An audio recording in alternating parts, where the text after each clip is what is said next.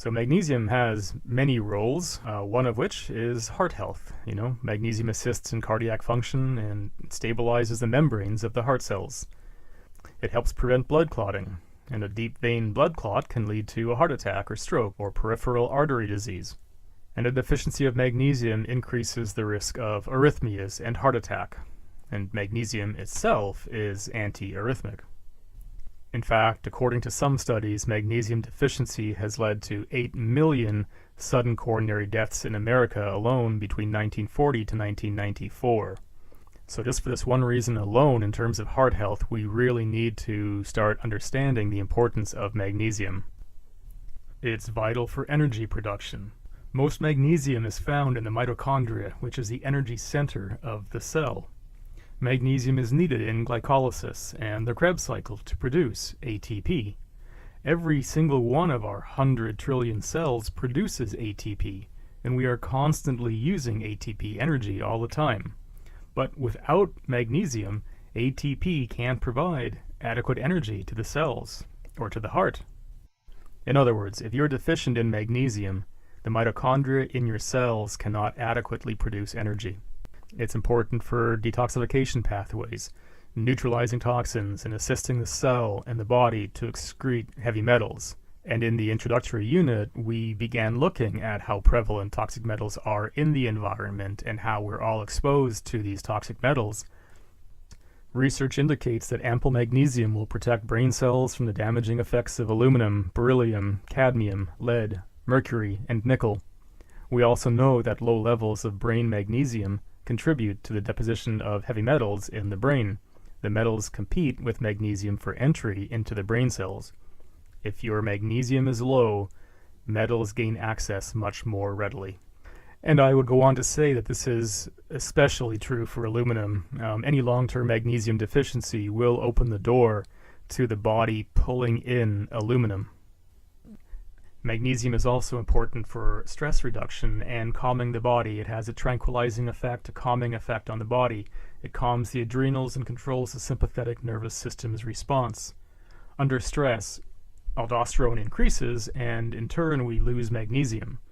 And yet when we have sufficient magnesium, it has a sedative effect on the nervous system, keeping sodium from going too high, which regulates the stress response, and we can then more effectively respond to stresses in life. Magnesium is also a muscle relaxant, as opposed to calcium, which we'll learn about next, which constricts and contracts. Magnesium has that relaxing quality to it. And in fact, when you have calf muscle cramping, that's an early warning sign that you're beginning to lose too much magnesium. And magnesium can also help improve sleep because of its relaxation quality. Next, magnesium supports nutrient balance. It helps raising the body's natural vitamin D level.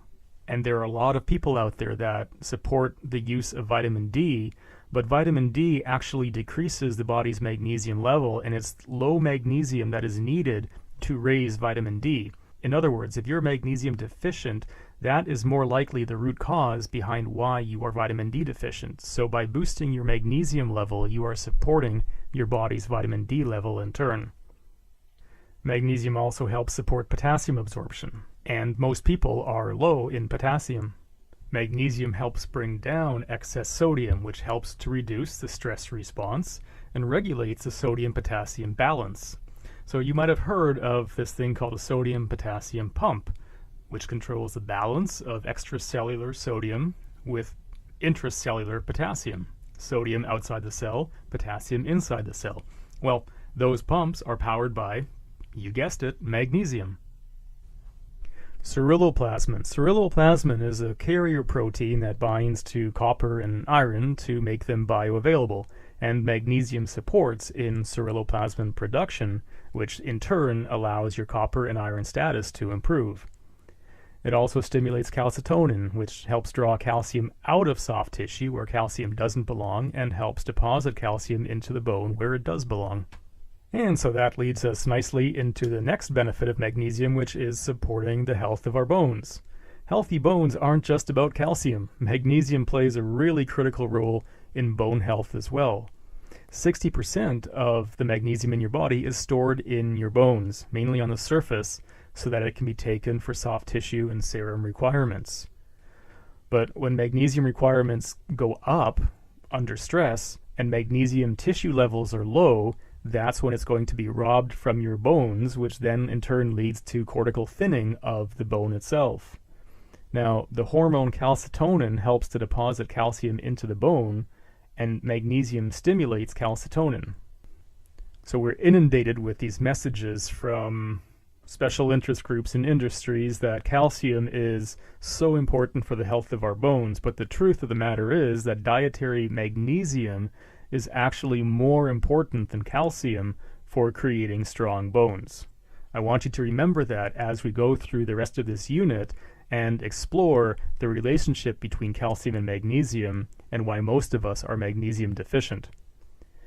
And finally, without enough magnesium, calcium is displaced and loses its beneficial qualities, becoming harmful to the body. See, it's magnesium that helps prevent excess calcium from building up in the cells.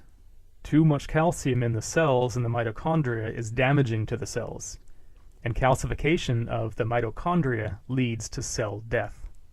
This is why, as this quote beautifully states, when you load up your system with excess calcium, you shut down magnesium's ability to activate thyrocalcitonin, a hormone that under normal circumstances would send calcium to your bones. So bones also include our teeth. And magnesium is really important for supporting tooth health. You know, dietary magnesium is actually more important for calcium for making that shiny, hard, decay-resistant tooth enamel. For years, it was believed that high intakes of calcium and phosphorus inhibited decay by strengthening the enamel. Recent evidence, however, indicates that an increase in these two elements is useless unless we increase our magnesium intake at the same time. It has even been observed that dental structures beneath the surface can dissolve when additional amounts of calcium and phosphorus diffuse through the enamel at different rates. Thus, milk, poor in magnesium but high in the other two elements, not only interferes with magnesium metabolism, but also antagonizes the mineral responsible for decay prevention. You know, so we're sold on all the benefits of fluoride for healthy teeth and dental health. But not only is fluoride damaging to the body, but why aren't we putting greater emphasis on the importance of magnesium?